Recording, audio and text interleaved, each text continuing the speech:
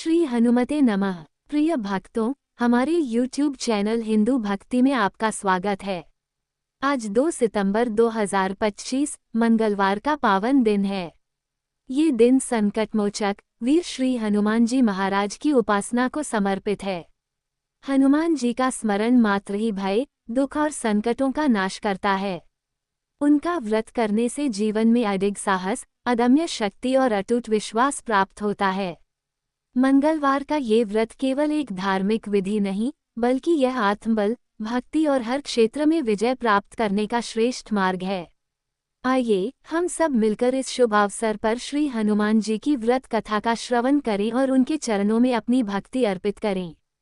जय श्री राम, जय बजरंग बली। प्राचीन काल में ऋषिगा नामक नगर में एक ब्राह्मण दंपति निवास करता था। ब्राह्मण का नाम केशवदत्त और उसकी पत्नी का नाम अंजलि था।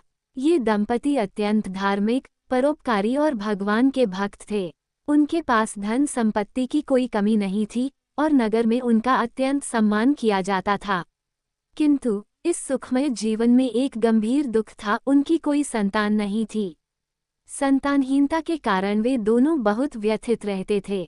पुत्र प्राप्ति के लिए उन्होंने अनेक यज्ञ, अनुष्ठान और दान पुण्य किए, किंतु भाग्य ने अभी तक उनकी गोद नहीं भरी थी।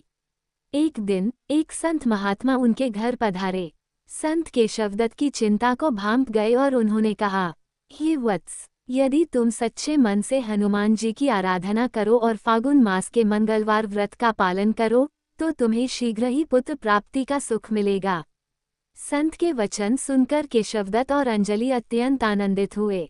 उन्होंने ये संकल्प लिया कि वे श्रद्धा और भक्ति के साथ प्रत्येक मंगलवार को व्रत करेंगे और हनुमान जी की पूजा अर्चना करेंगे।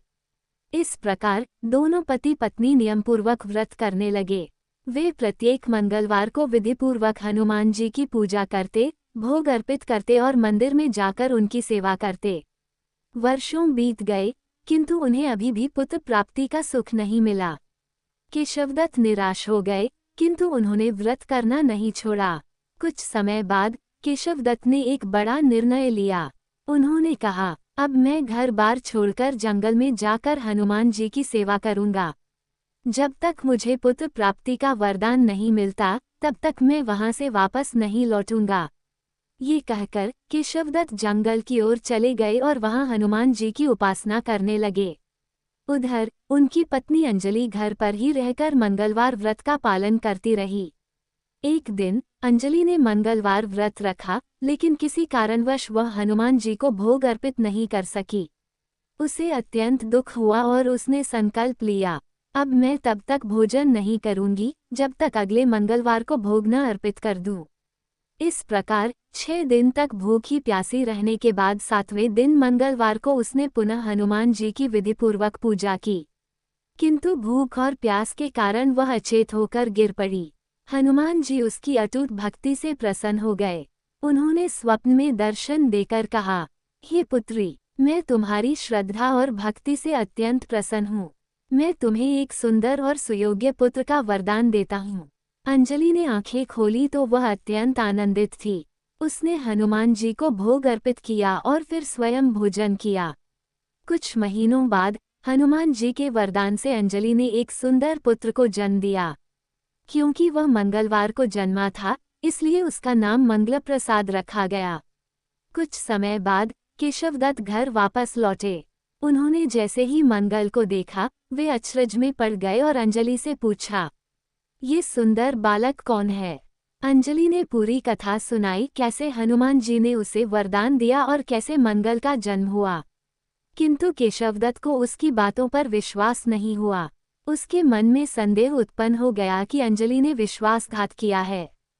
केशवदत्त ने मन ही मन निर्णय लिया कि इस बच्चे को मार डालना चाहिए। एक दिन जब वह मंगल को लेकर कुएं पर स्नान करने गए, उन्होंने मौका देखकर मंगल को कुएं में फेंक दिया और घर लौटकर कह दिया, मंगल मेरे साथ कुएं तक आया ही नहीं। किंतु हनुमान जी की कृपा से मंगल कुछ ही क्षणों में हंसता खेलता घर लौट आया। केशवदत्त उसे देखकर अचंभित रह गए। उसी रात हनुमान जी ने स्वप्न में दर्शन दिए और कहा, हे केशवदत्त, ये पुत्र तुम्हें और अंजलि को तुम्हारे मंगलवार व्रत के कारण प्राप्त हुआ है। फिर तुम अपनी पत्नी पर संदेह क्यों कर रहे हो? अगली सुबह केशवदत्त ने अंजलि से क्षमा मांगी और मंगल को हृदय से लगाकर रोने लगे। उस दिन के बाद उनका जीवन अत्यंत सुखमय हो गया। मंगल प्रसाद बड़ा होकर वीर, बुद्धिमान और धर्मपरायण हुआ। जो भी स्त्री पुरुष श्रद्धा और भक्ति के साथ मंगलवार व्रत करते हैं, उनकी सभी मनोकामनाएं पूर्ण होती हैं। जय श्री राम, जय बजरंग बली। यदि आपको यह वीडियो पसंद आया हो तो इसे लाइक करें, अपने प्रियजनों के साथ शेयर करें और चैनल को सब्सक्राइब करना न भूलें। धार्मिक कथाएं, व्रत विधि और भक्ति से जुड़ी विशेष जानकारियों के लिए जुड़े रहिए हिंदू भक्ति चैनल के साथ। हम आपके लिए हमेशा नई रोचक और प्रेरणादायी भक्ति कथाएं लेकर आते रहेंगे।